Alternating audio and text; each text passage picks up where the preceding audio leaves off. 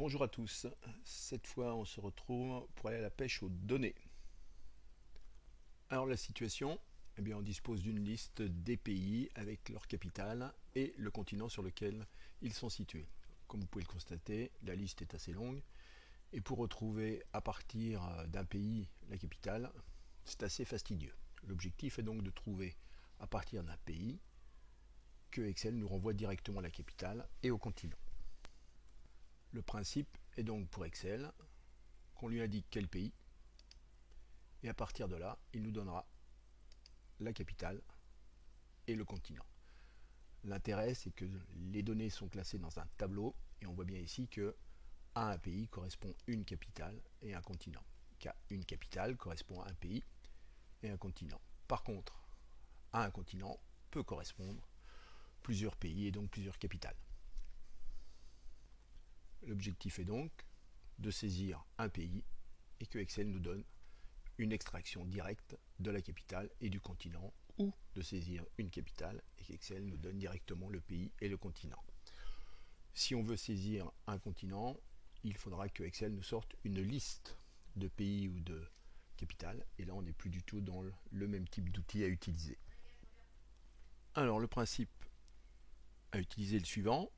On a plusieurs méthodes qu'on va décliner les unes derrière les autres. La première, c'est rentrer un pays et avoir le résultat de la capitale et du continent en utilisant la fonction recherche V. Ici, ce sera la même chose, sauf qu'au lieu de saisir un pays, on va le sélectionner dans la liste. Et enfin, on va évoluer vers des formules un peu plus sophistiquées. Alors, la syntaxe du recherche V. Valeur cherchée, table de matrice, numéro d'index colonne, valeur proche. 4 arguments. Sur ces 3 arguments, on les a un peu traduits. Ce que vous voulez rechercher à la place de valeur cherchée, où vous voulez le rechercher, le numéro de colonne dans la plage contenant la valeur envoyée, et puis ce qu'on renvoie, est-ce que c'est une valeur proche ou une valeur approximative. Exemple type, dans ce tableau, qui correspondra donc au deuxième argument, où vous voulez chercher, ce qu'on cherche, c'est Argentine, et ce qu'on veut qu'il nous renvoie, le résultat, ça sera si on veut la capitale, Buenos Aires. Donc par rapport au tableau présenté, à l'Argentine, il faudra qu'il nous renvoie la valeur qui est en deuxième colonne du tableau. Le tableau est là, voilà. Et ce tableau, on voit bien qu'ici, Argentine est en première colonne, donc la capitale est en deuxième et le continent en troisième. On va donc passer maintenant à la rédaction de la formule idoine. Alors je tape égale recherche, il me propose recherche V, valeur cherchée, donc j'ai dit je vais prendre Argentine. Comme c'est du texte, il faut que ce soit saisi entre guillemets, sinon il ne le comprendra pas. Point virgule, la table de matrice c'est le tableau, donc on prend tout le tableau, ici, jusqu'à la fin.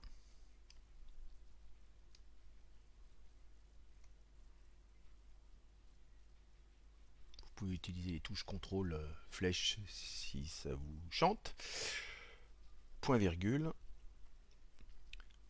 Le numéro d'index colonne. Le tableau contient 3 colonnes. Dans la première, il y a le pays. La capitale est donc en deuxième. Je mets donc comme indice colonne 2. Et je cherche évidemment la valeur exacte. Donc, je choisis l'argument faux.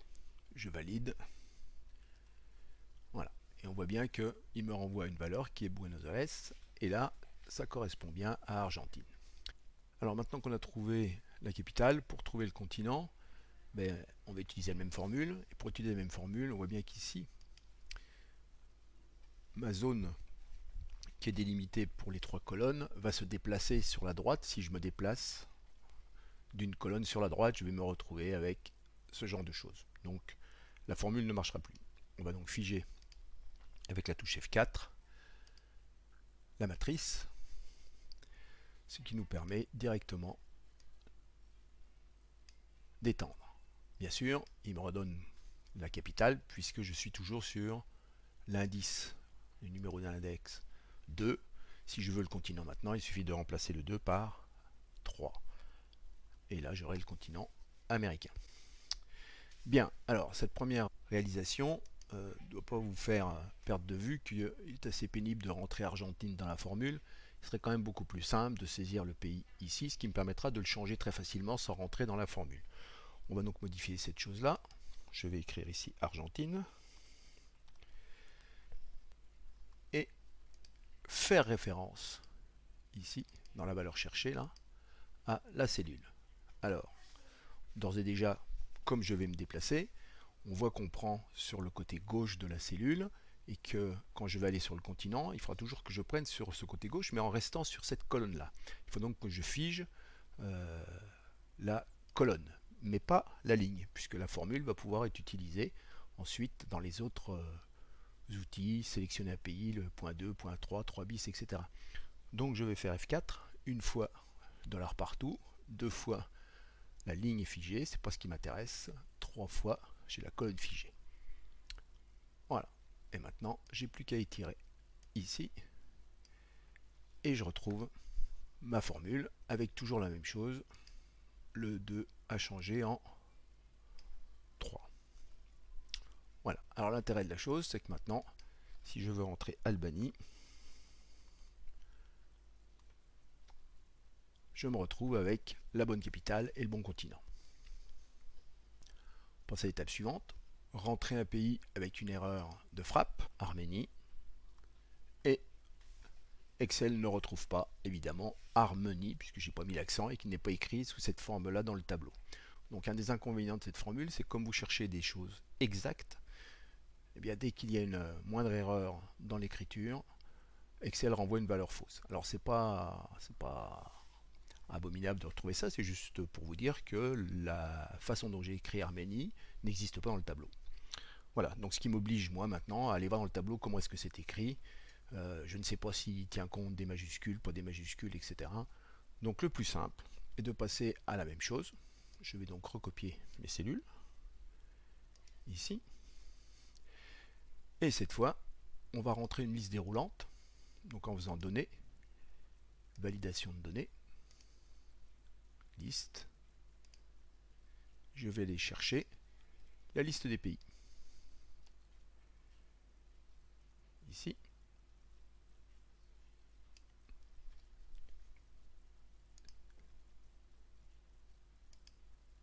Ce qui permet,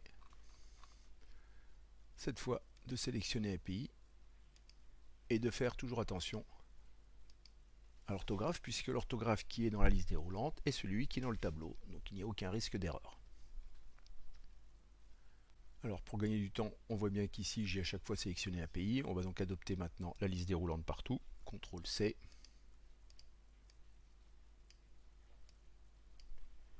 Et CTRL-V. Voilà, j'ai des listes déroulantes. Tout le pays, je ne suis pas obligé de garder ce pays-là. Mais en tout cas, mes listes déroulantes sont faites. On voit ici que j'ai sélectionné une capitale. Je peux donc d'ores et déjà refaire la même chose. Menu données, validation de données, liste. Et je vais choisir ma liste en prenant cette fois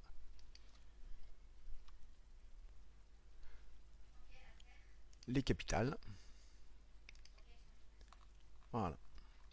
Et donc je me retrouve avec ma capitale. Et l'objectif ce sera qu'évidemment ici il me ressorte le pays et le continent. Alors, attaquons maintenant la troisième partie. Je vais réécrire Arménie correctement. Voilà. Là on demande quel est le rang du pays sélectionné, J8, dans la liste des pays commençant à Afghanistan. Donc la liste des pays elle commence bien à Afghanistan et on va faire dans cette liste là, on va choisir un pays. Par exemple je prends Algérie. Il est assez facile de comprendre que Algérie en commençant ici est en 1, 2, 3, 4e position. Là l'objectif c'est d'avoir une formule qui nous permet de donner ça. Cette formule c'est la fonction équive où vous avez valeur cherchée, on retrouve un petit peu la même chose que dans recherche V, la matrice, je vous ai mis, c'est pas un tableau la matrice ici, c'est une ligne ou une colonne ou un morceau de ligne ou un morceau de colonne. Alors cette fonction équipe, elle va me donner le numéro de la ligne correspondant à la place du pays dans une liste donnée. Si j'écris à partir d'Afghanistan, Si je mets égal equiv,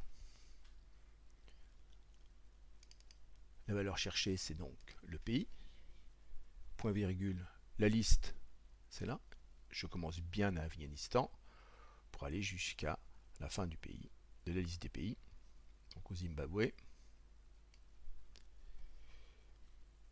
point virgule, correspondance exacte,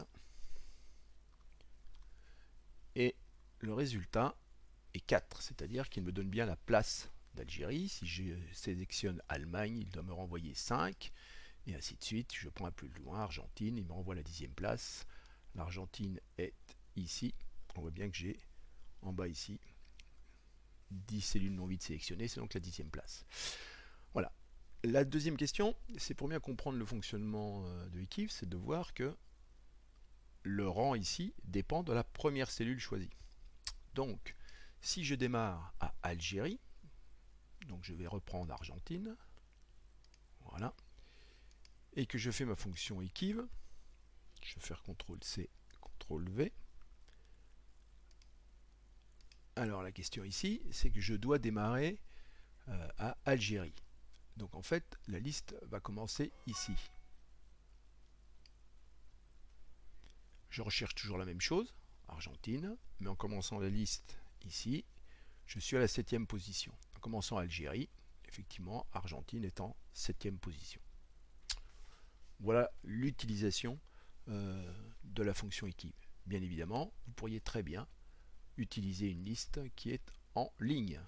Cette fois, par exemple, demander dans cette liste-là quelle est la place de continent. Continent est à la 3e place. Bien, et bien puisque maintenant nous avons les fonctions recherche V, les fonctions equiv, on va essayer de combiner un petit peu tout ça. Alors on a vu que le point important ici, c'est que dans mes fonctions, on a la possibilité de modifier l'indice colonne, ici.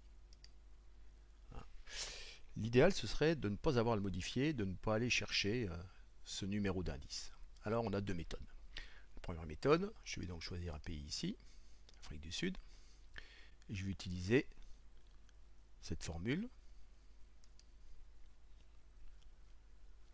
Afrique du Sud, Pretoria, pas de problème. L'objectif, ça serait qu'en étirant cette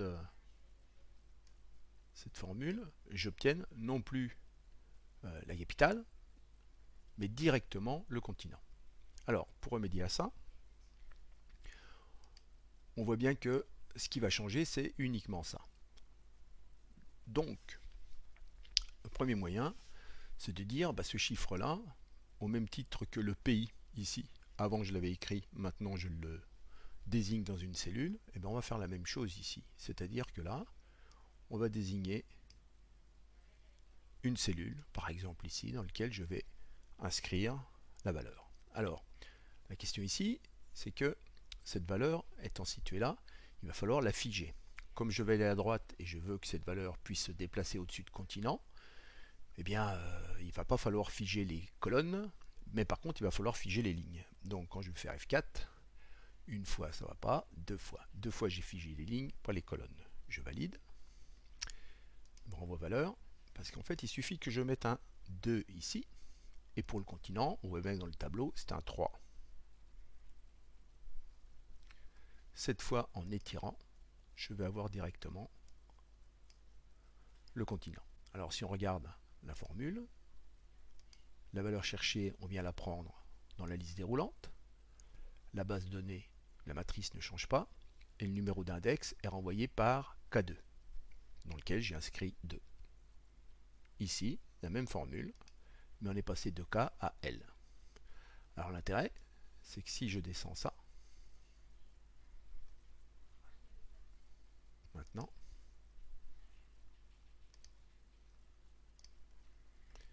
et que je renvoie sur un pays, mon calcul se fait automatiquement et avec une seule et même formule. Alors cette méthode un peu particulière, que j'appelle le système D, puisque c'est pas très joli ici, mais il suffit de le cacher, accueil, écriture blanche, et c'est terminé. On ne le voit plus, on pourrait le mettre ailleurs aussi, effectivement. On a une autre solution, parce qu'il a bien fallu que j'aille compter. Alors, sur 3 colonnes, j'ai pas eu trop d'efforts à faire, mais il a fallu que j'aille compter que capital était bien en deuxième colonne et continent en troisième. C'est pas toujours simple dans les grands tableaux. Même s'il y a des formules qui permettent de le faire, il faut quand même aller regarder. On a et on sait maintenant que la fonction équive est tout à fait capable de faire ce travail-là. Donc ce numéro que vous avez, je vais le remettre en écriture normale. Ce numéro que vous avez, là, au lieu d'aller l'écrire, on va demander à Excel de le sortir tout seul. Et pour ça, on va utiliser la fonction équive, et non pas sur la colonne, mais sur la ligne ici.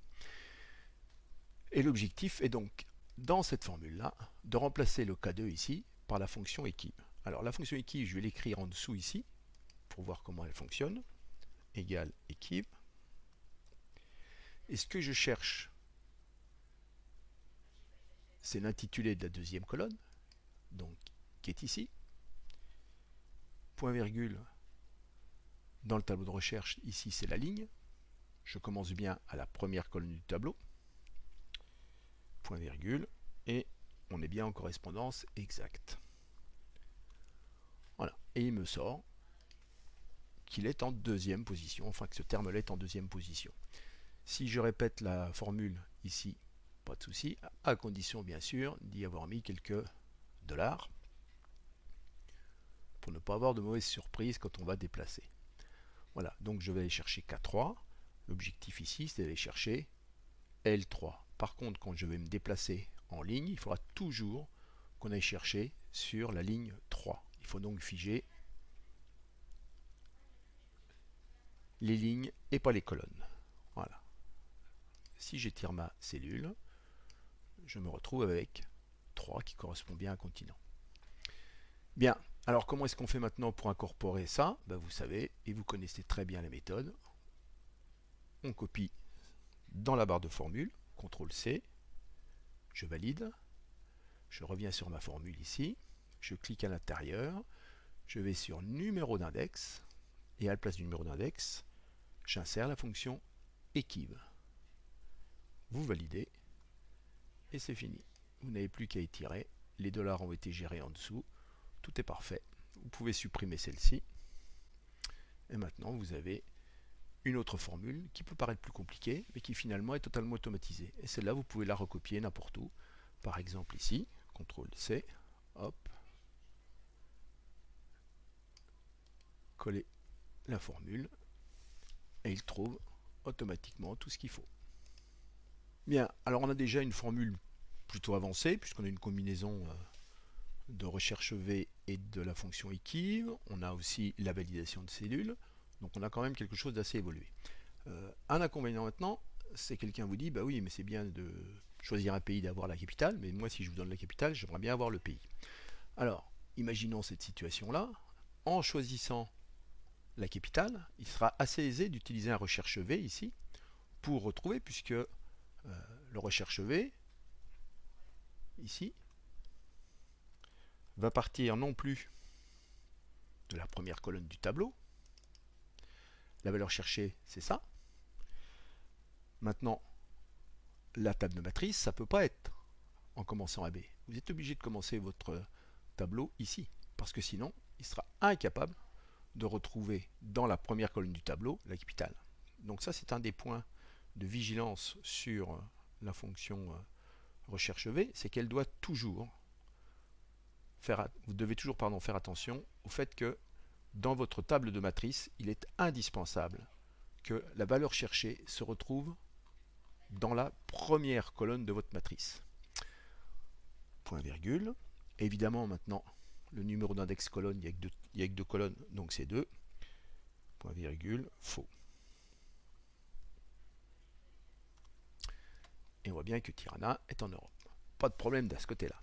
Le problème maintenant, c'est pour trouver le pays.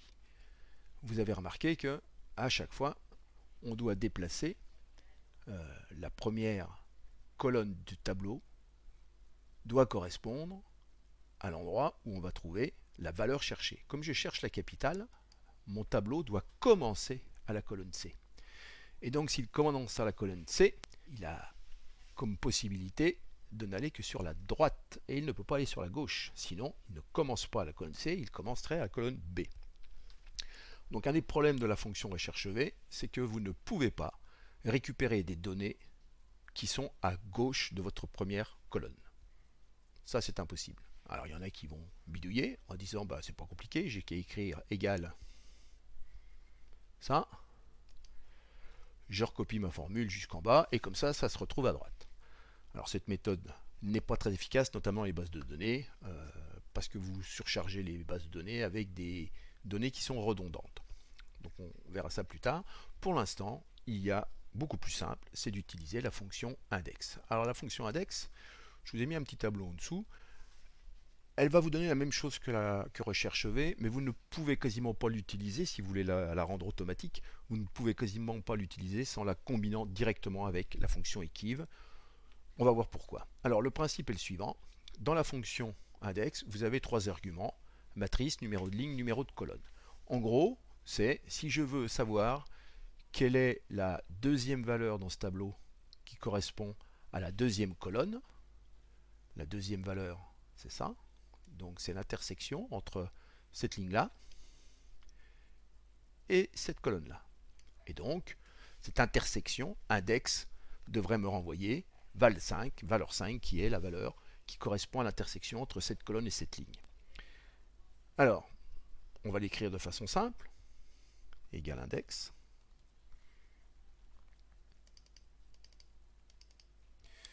La matrice, c'est ça, donc c'est votre tableau. Point virgule. Le numéro de ligne, ben dans le numéro de ligne, c'est 3. Et le numéro de colonne est 2.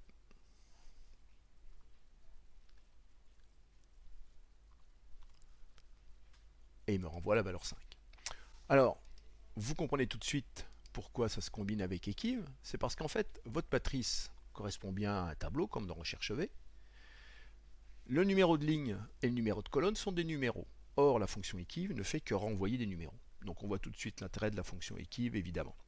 Alors, par rapport à notre tableau et notre recherche V, eh ben, le point important, c'est que rien n'empêche de démarrer n'importe où dans le tableau, puisque ici, le numéro de ligne, je le laisse à 3, mais si je prends la première colonne du tableau, ben, il est capable de la prendre et de trouver la valeur qui va avec.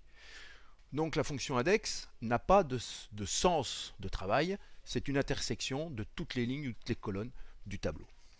Alors, on va essayer de voir comment est-ce qu'on travaille ça en imbriquant la fonction equiv dedans. Alors on commence par écrire la fonction index naturellement ici, donc on a choisi la ville. Ici je vais choisir index. Mon tableau, eh ben, c'est toujours le même, c'est-à-dire c'est toujours celui-ci.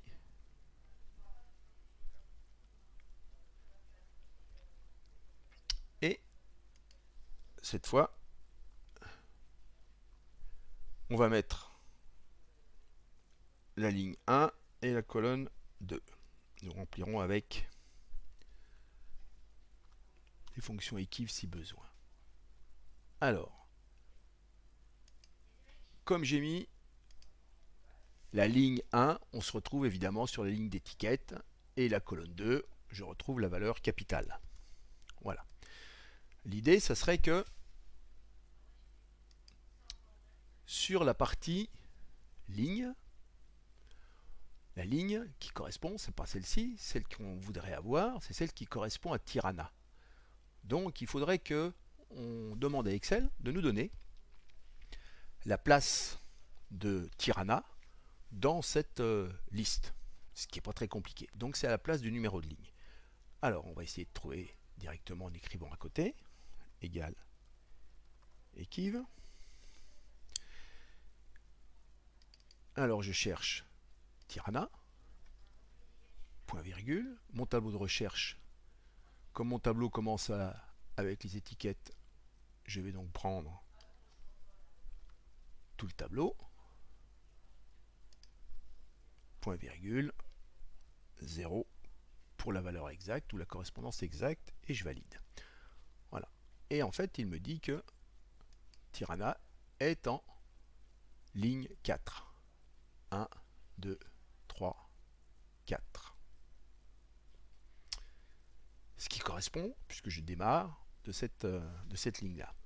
Alors, est-ce que je peux maintenant mettre ça dans ma fonction index? Bien oui, puisqu'à la place de la ligne ici, il faudrait que je trouve la ligne 4.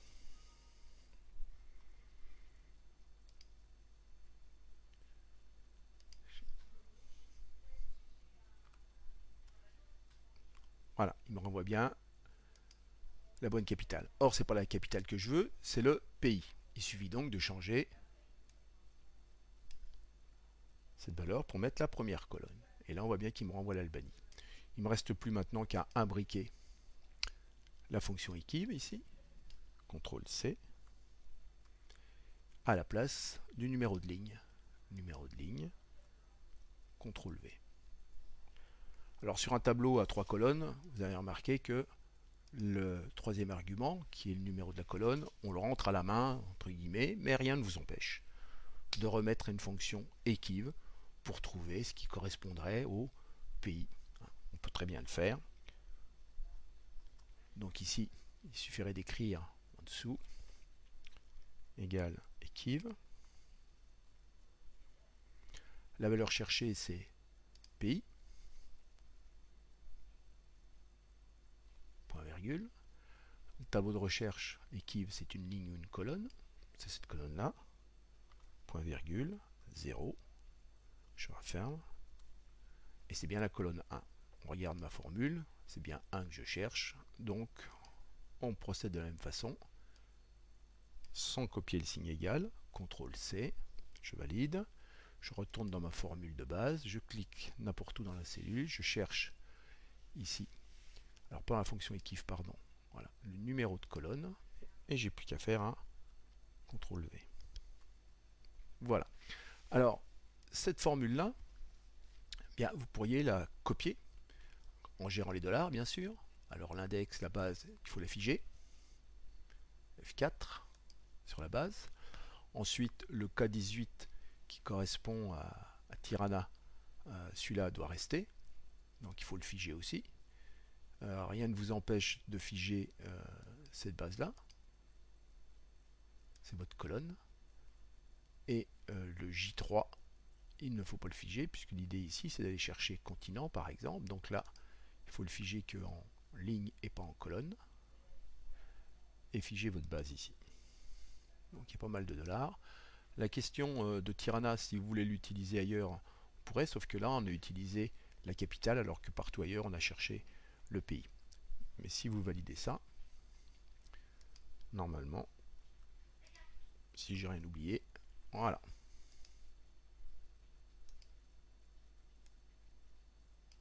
Kaboul, Afghanistan, continent Asie. Voilà, vous avez l'intégralité des fonctions de recherche associées à la fonction equiv et la fonction index. N'hésitez pas à faire, refaire et refaire. C'est la maxime en informatique. Plus vous entraînerez, plus vous maîtriserez. Bon courage à vous!